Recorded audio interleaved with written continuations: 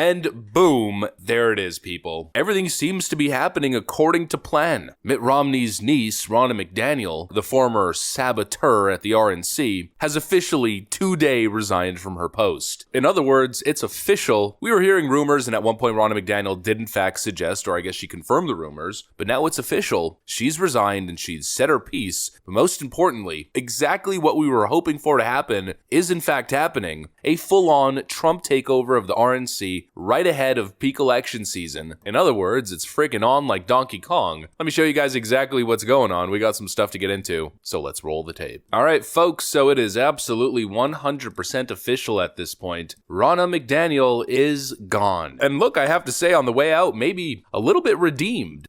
Now I'm stepping aside today because I have long promised to put the nominee and their plans for the RNC first. Winning the White House back is just too important for me to do otherwise. President Trump deserves to have the team he wants in place at the RNC. When I made the decision to step aside, there was no one else I supported to be the next chair more than Michael Whatley.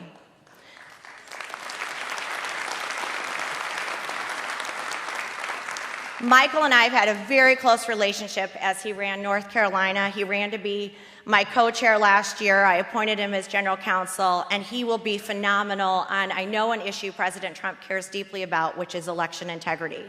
I am rooting so hard for Michael and Laura's success, and I offer all the help and guidance I can to help ensure that you do succeed in your roles, and thank you for stepping up. I leave you all with just one final request, and I don't think it's going to shock you. Join me in putting our country first. We know people. We talk to them every day. I hear every day they're hurting. They are struggling. They can't afford groceries. They can't afford rent.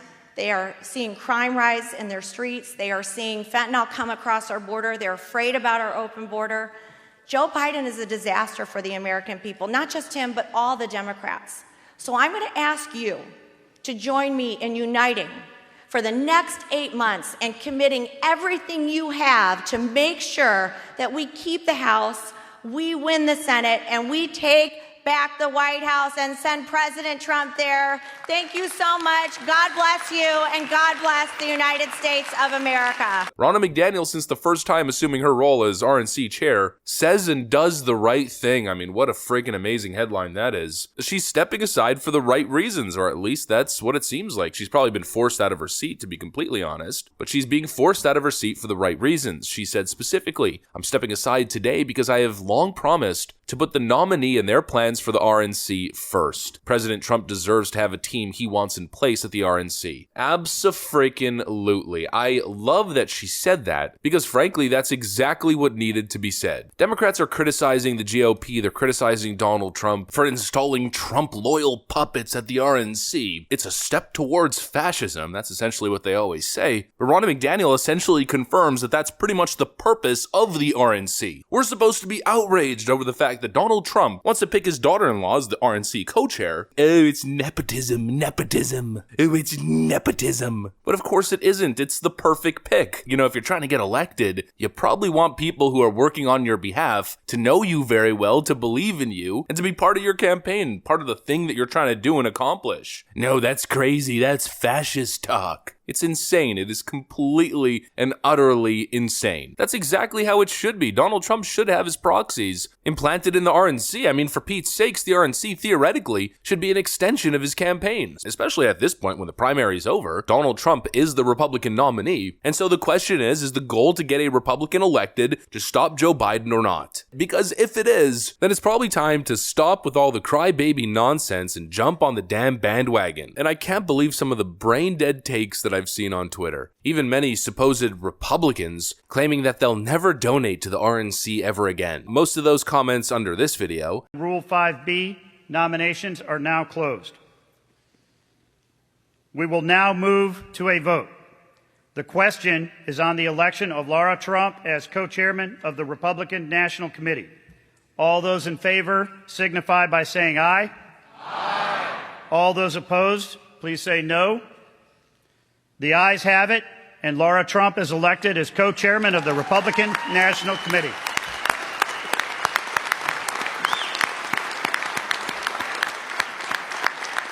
Madam Co-Chair, congratulations.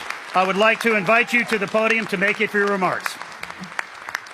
Lara Trump unanimously voted in as co-chair, and then a bunch of cringe Romney-style Republicans replying in the comments tab, and you could tell in their tweets that they're basically on the verge of breaking down and crying into a complete emotional mess as they're typing. I'll never give another penny to the RNC ever again. Why? I don't understand this. And the most brain-dead take that I've seen is that some people are suggesting that the RNC is now gonna go broke now that the RNC has outed itself as a wing of the Trump campaign with this nepotism hire. The RNC is gonna go broke. What planet are these people living on? So you mean to tell me that you have this entire group of people, millions of voters, who identify as Republicans who are all behind Donald Trump, who want to see Donald Trump elected again? They've nominated him as the leader of their party. Going into the presidential election, you have millions of these people. Then you have the RNC, which essentially is in charge of getting that guy elected. And for years and years and years, the RNC has literally worked counter to Donald Trump's aim. In 2020, they literally funded Trump-endorsed candidates' opponents. That's what the situation has been. And now after the leadership shakeup, with Michael Whatley taking over as RNC chair and Lara Trump as co-chair, now all of a sudden enthusiasm to give money to the RNC, the organization that's tasked with getting Donald Trump elected, the money's gonna dry up because Trump's people have been installed by the Trump fascist dictator. Anybody saying this stuff must be Hunter Biden's best friend. I mean, obviously over the last 6 years, the RNC has had a major fundraising issue because all the money goes to Trump PACs and Trump's campaign. Nobody wants to give the RNC money. The majority of Republicans don't want to donate to the RNC because they feel as though the RNC has betrayed their political will. The RNC has had a major fundraising issue, hitting record lows in fundraising hauls in an election season. Now that there's Trump people at the RNC, the exact opposite is going to happen. Money is going to finally start pouring in again. It's super simple. The majority of Republicans are Trump supporters. When Trump supporters looked at the RNC, they saw these two faces. The moment you see those two faces, I mean, let's call it a consumer interaction, that's what's on the packaging label. You're going to take it off the shelf, take a gander, and then go, I think I'll pass and put it back on the shelf. But now it's a brand new product. This is what the product looks like on the shelf. Well, that seems like a product that Republican voters would actually be interested in. In other words, the RNC is probably about to pull record-breaking fundraising numbers in. That's my prediction. I think we're seeing a lot of outrage from genuinely unintelligent people, as well as a bunch of paid shills and paid operatives. This isn't a step towards Trump-style fascism and a takeover of the Republican Party, but rather it's how to get elected 101. Have people on your team who work for you and not against you.